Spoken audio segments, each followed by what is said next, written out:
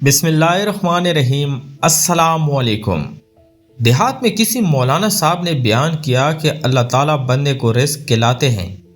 ایک نوجوان نے سن کر دل میں یہ بات ٹھان لی کہ میں نہیں کھاتا، میں دیکھتا ہوں اللہ تعالیٰ رزق کس طرح کھلاتے ہیں۔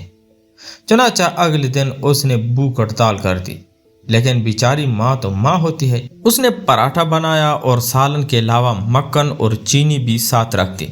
اس نے بیٹے سے کہا بیٹا کھا لو۔ بیٹے نے کہا نہیں میں نہیں کھاتا۔ وہ منت سماجت کرتی رہی لیکن وہ کہتا رہا کہ میں نہیں کھاتا۔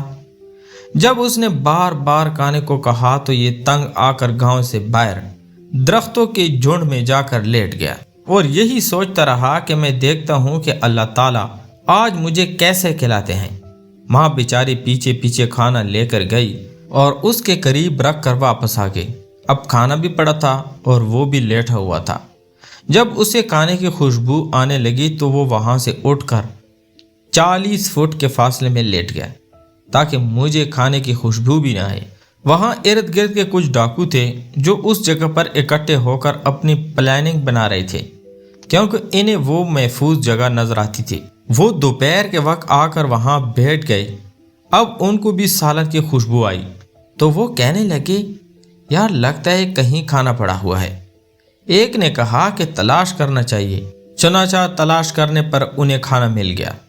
انہوں نے دیکھا کہ پراٹھا بھی ہے، مکھن بھی ہے اور سالن بھی ہے۔ ان میں سے ایک کہنے لگا کہ آج موج بن گئی کہ کھانا مل گیا ہے۔ ان کا جو بڑا تھا وہ بہت ہی ہوشیار آدمی تھا۔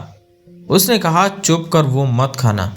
میں نے کہا چپ کرو مت کھانا، مجھے لگتا ہے کہ کسی بندے نے ہمیں مارنے کے لیے اس میں زہر ملائی ہوئی ہے، اور اگر کسی نے ملائی ہے تو دیکھو وہ کہیں نہ کہیں قریب چھپا ہوگا۔ جب انہوں نے ادھر ادھر ڈھونڈنا شروع کیا تو دیکھا کہ وہ صاحب ایک جگہ لیٹے ہوئے تھے۔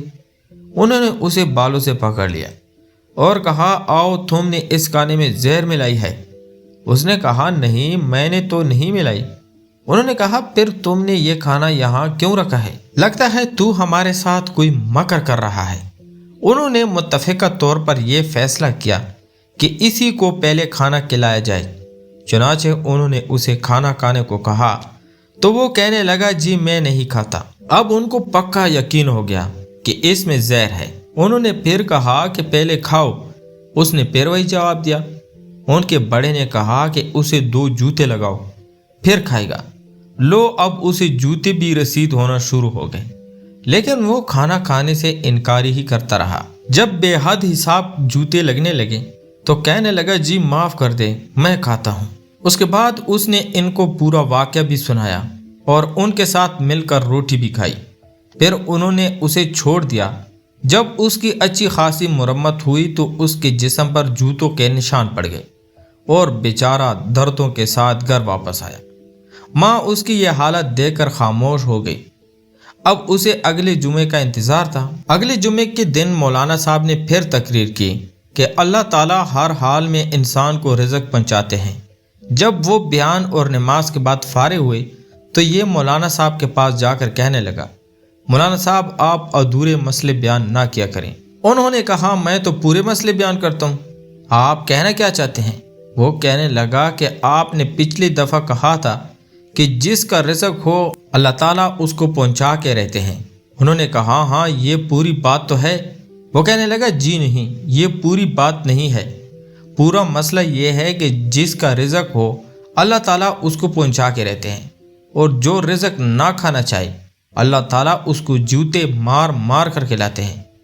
تو پیارے دوستو، اگر آپ کو یہ چھوٹا سا واقعہ پسند آیا ہو تو ہمارے چینل کو لائک اور سبسکرائب ضرور کریں تاکہ مزید میں اس طرح واقعات آپ کو لاتا رہوں۔ ملتے ہیں ایک اور انٹرسٹنگ ویڈیو کے ساتھ، تب تک اپنا ڈھیر سارا خیال رکھیے گا۔ خدا حافظ۔